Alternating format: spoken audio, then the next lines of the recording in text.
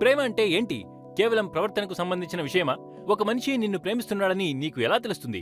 నిన్ను ప్రేమించేవాడు ఎలా ప్రవర్తించాలి అని నువ్వు ఒక లిస్టు రాసుకుంటావు. ఒక 20-30 లక్షణాలు రాసుకుంటావు. ఇలా ఎవరైతే నాతో ప్రవర్తిస్తారో వారు నన్ను ప్రేమిస్తున్నట్టు లెక్క. ఎవరైతే నీకు అలాంటి ప్రవర్తనను చూపిస్తారో నువ్వు అనుకుంటావు ఈ మనిషి నన్ను ప్రేమిస్తున్నాడు అని. ఇందులో నువ్వు తెలుసుకోవాల్సిన విషయం ఏంటంటే అవతలి వ్యక్తి దగ్గర కూడా అటువంటి లిస్ట్ ఒకటి ఉంటుంది. ప్రపంచం మొత్తానికి తెలుసు ఎటువంటి ప్రవర్తన నువ్వు ప్రేమ అనుకుంటావో అని. ఉదాహరణకి ఎవరన్నా నన్ను చూసి ప్రేమగా నవ్వితే చాలు నన్ను ప్రేమిస్తున్నారు అనుకుంటావు. దానికి నువ్వేం చేస్తావు? ముందుగా ఒక అమ్మాయి దగ్గరికి వెళ్లి నీ పెళ్లి ఎక్కిలిస్తావు. ఒక 4-5 సార్లు ఆ పని చేస్తే ఆ అమ్మాయి నిన్ను చూసి నవ్వుతుంది. అంతే, తను నన్ను ప్రేమిస్తుంది అనుకుంటావు. నీ ప్రకారం ఏదైతే ప్రేమకు నిర్వచనం ఉందో దానిని నువ్వు నీ చర్యలతో అవతల మనిషి ప్రవర్తించేలా చేసుకుంటావు.